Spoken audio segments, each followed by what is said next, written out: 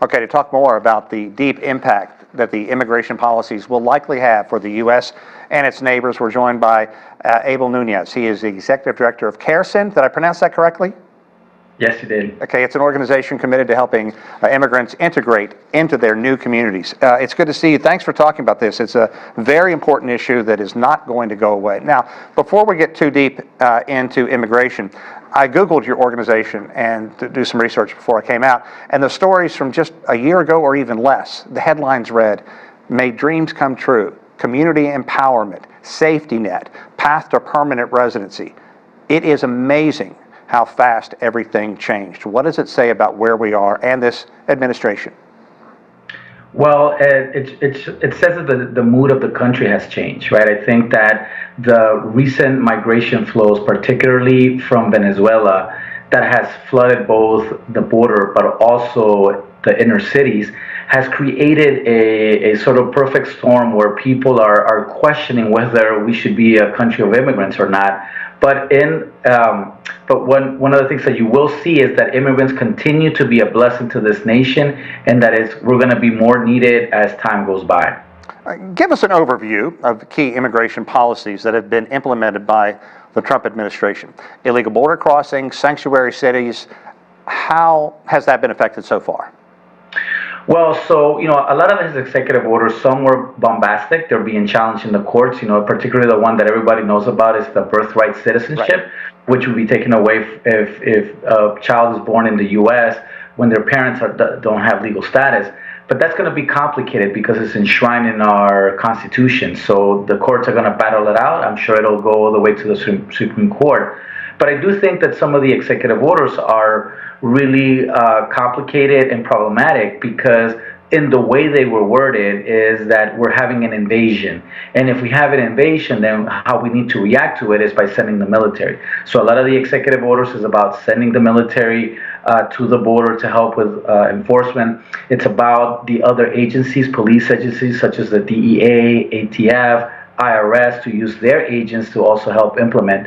But what we are seeing in practice is that a lot of this is more for sort of a media blitz of shock and awe than the reality of what's happening on the ground. Because for most ICE agents, when we have talked to them, they're like, it's just business as usual for us. They are continuing to do their work at the same rate that they were doing it before. And so I think that yes, there have been a slight increase on people being detained, but in the way ICE is operating, it still remains the same.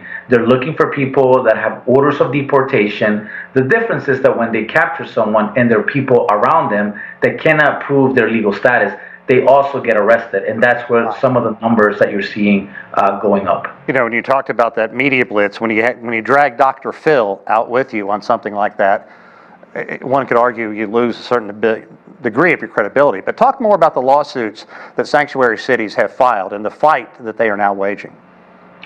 Yeah, and so I think that, again, this is about polarizing an issue. You have cities that have proclaimed themselves to be safe havens, and what that really means is that those cities will not enforce immigration law, which is the realm of the federal government. They will focus on local issues. And actually, that's a state rights issue. A state should be able to implement the laws in their jurisdiction and not really do the work of the federal government. That's all a sanctuary city is. But the president is honing in because of the wording that they have used.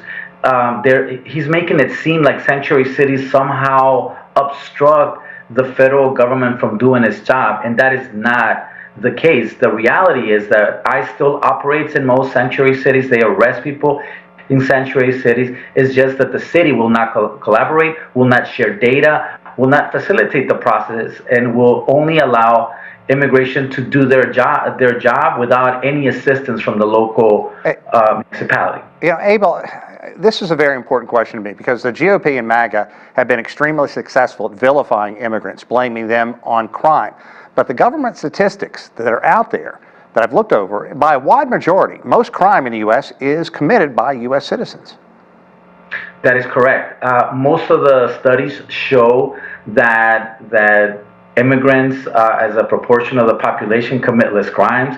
all the studies show that immigrants provide more into the economy than they take out, and that they're a blessing for this nation. Unfortunately, perception matters, right? And what we've been seeing is this super influx of immigrants, particularly from South America, that has overwhelmed the system at a time when the American society was going through a large inflation, cost of goods. We were coming out of a pandemic, and so people needed someone to blame for their life. And for a lot of people, it's become very difficult, and the easiest target is to blame the newcomers.